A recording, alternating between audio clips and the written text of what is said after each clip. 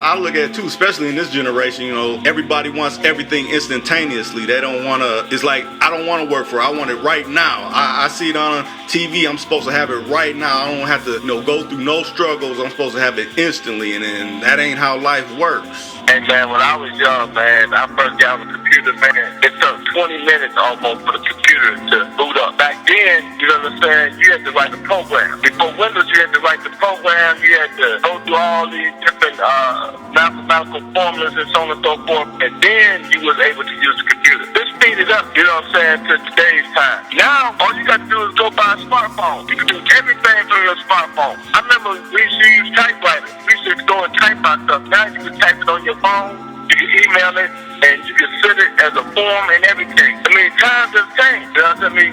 We live in a microwave generation. These kids today, man, they get everything instantly, man. As soon as I learned about Instagram, now everybody doing Snapchat. I just learned Instagram, just got that popular. When I learned about Facebook, Instagram came. When I was on MySpace, Facebook came. So yes, we live in a microwave generation, man. Everything is going fast, and the retailer understand the consumer. They over-deliver to the consumer. You know what I mean? So that's why it's called Snapchat. You know what I mean? They want it quick. They want it instantly. They want to put it in the microwave. They don't want to, put it in the oven and prepare it and cook it and eat. They want it already cooked. Yeah. They want it pre-cooked. You know what I mean? And that's just the type of society that we live in today. So when you live in that type of society, the things that you do and the things, like everything I do now, like when you go to my Instagram, when you go to my Facebook, you notice the first thing I tell people to do is download my book on your iPhone. I have to put my shit up to this. I have to put my shit up to iTunes.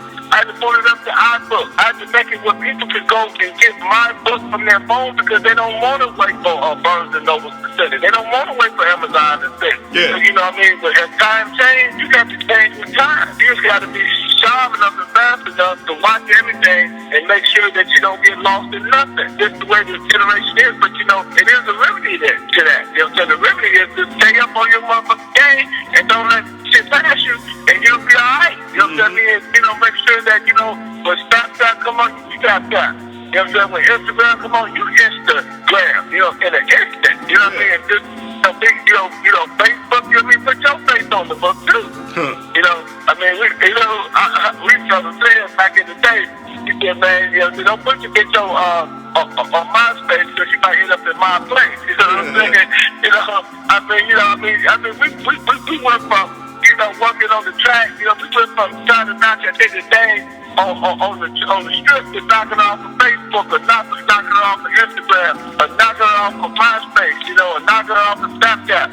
And a lot of dudes, believe me, man, are knocking these cats, man, off of these social media outlets, man. Yeah. Because, it's the microwave generation. Everything is quick and everything is fast. And if you want to, be successful in life, no matter what you're doing, whether you baking cookies, baking rookies, make sure that you keep up with technology. I was going to say, what's that new one they got that's kind of like Periscope? Yeah. Okay. Yeah. I was looking. Somebody was talking about that. I got to get up on that. That's cool. I don't know nothing about it, but I'm suggested to learn it. You doing it yet? Any good? I'm trying to figure it out. Text me the information on it. The link let me link over there and see what's going on. Yeah. And see if I can figure it out for us. When I was young, man, we used to be hustling and all kind of shit like that. And we used to be on the track. And we had guys like George Washington, Sluggo, Bob Robinson, Bobby Hill, Pimp Memphis, Chocolate Dice. All these brothers, man, they was out there on the track. They had women, they had the Cadillacs. They used to pull up with the pretty jewelry on. And we used to look at these guys, man, and we thought these guys, man, was drug dealers. We didn't know really what they was. We were just fascinated by them. So, as we began to hang out, we found out what they was, man, and we really aspired to be like these guys. I remember one time, man, I called a case, man, and it was for robbing a jewelry store. And the judge asked me, why am I here? I said, I'm in your court because I didn't grow up looking at doctors or lawyers or judges. I said, all I've seen was pimp, drug dealers, gangsters and armed robbers. I said, these are the people that I emulated. These are the people that was in my environment. So when I grew up, I wanted to be like them. I said, I don't have no other images. If it would have been, if I grew up in the suburbs, I probably would have wanted to be a doctor or a lawyer. Yeah. And he said, that's a good answer. And he gave me a lighter sentence. Because, we know that when we go up in certain environments, when we're around these certain cats, man, especially if they, they really have it and they have the money, that's what we want to be. To give you an example, I had a partner, right? Yeah. My partner, man, he grew up with me, we used to rob banks and we used to, rob jewelry stores and shit together, man. One day I went over his house, man, he had 3 girls. And I said, man, wow, I said, he got 3 girls. Man, let me get one. He said, which one you want? I said, give me the red one. He said, okay, the light bright, almost white. He said, excuse my pimping, you with my little brother now. So we went upstairs, I said, Jay, I said, why do you choose this lifestyle, man? How did this come about? He said, man, I watched the movie The Back over and over and over again, man. He said, that was my inspiration. He said, I wanted to be the Goldie of Milwaukee. And he ended up being the Goldie of Milwaukee. And I write about this guy in my book, both my books, in The Art of Human Chess, he's Father Divine, and in the books about he's Father Divine. And that was a classic example of me seeing somebody, just a regular dude that I grew up with, man, that wanted to be like somebody that he's seen in a movie. He wanted that image, he wanted that look. He wanted that attention. And Goldie was his example. Yeah. Now I was gonna say another aspect where you can maybe cover is like, a lot of people are like, oh, P's are so cold-hearted. What led to this? Let me give you an example, man. I was having a conversation with this guy the other day, man, and he was talking about when he was young.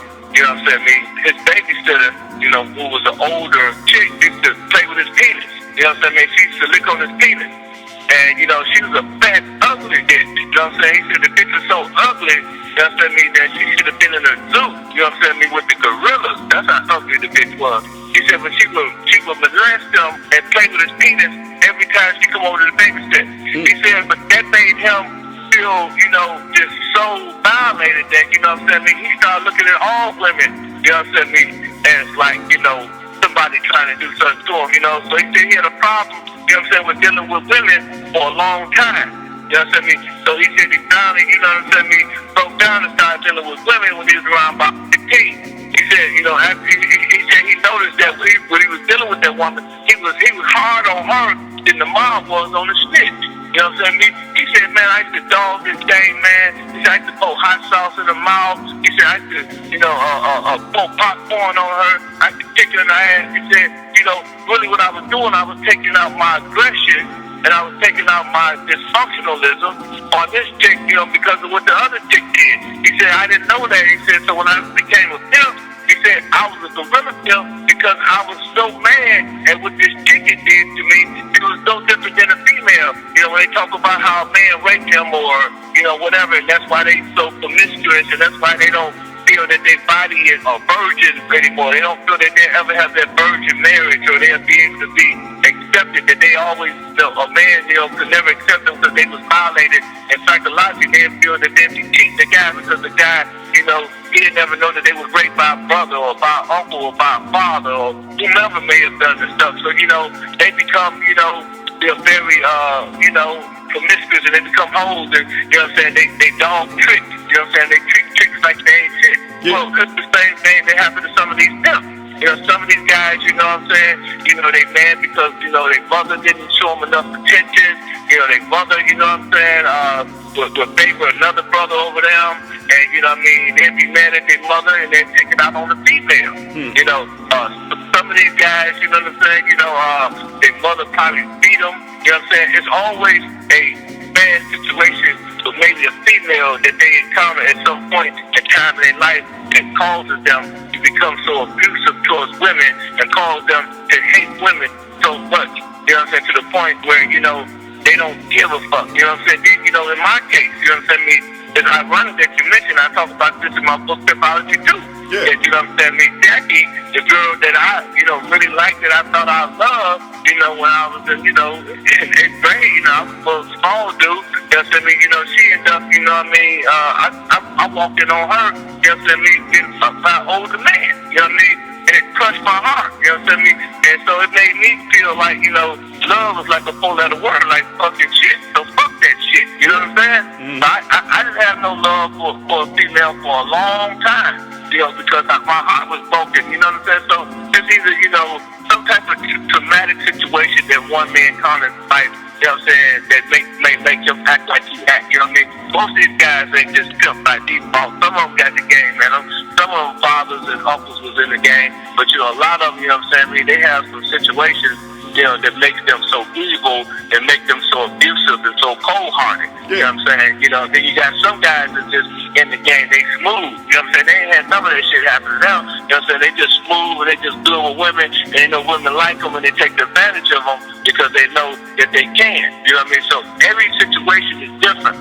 You know what I'm saying? But a lot of these guys, you know what I'm saying, they may have encountered some abuse, and that's probably why they so abusive towards women. Yeah, see, and right there, that's something that's not really covered. You know, they always try to portray these type of men are so wicked, and really without knowing the true backstory of why people are. But it's two victims, man. It's the woman a victim and the man a victim. Yeah. You know what I'm saying? You know, I mean, you know, if you're not a victim from a female, you're a victim of your environment. You know what I mean? Because if you'd had a better opportunity to go and work a job, you know, I don't think that, you know, if they would offer me a $100,000 job a year, I don't think I would have became a pimp. Yeah. I don't think, you know what I mean, I would have chose a life of crime. You know, and I think that, you know, that's the biggest problem in America. You know, we spend $100,000 to $60,000 to $100,000 incarcerating young black men and young yellow men and young white men in America. Why don't you just go provide a bunch of jobs, pay $60,000 and watch all of those guys wake up every morning at 6 o'clock, get ready, brush their teeth, you know what I'm saying, clean their ass, you know what I'm saying, and eat a little breakfast in and go to work and get off at 5 o'clock. Too cool for calm.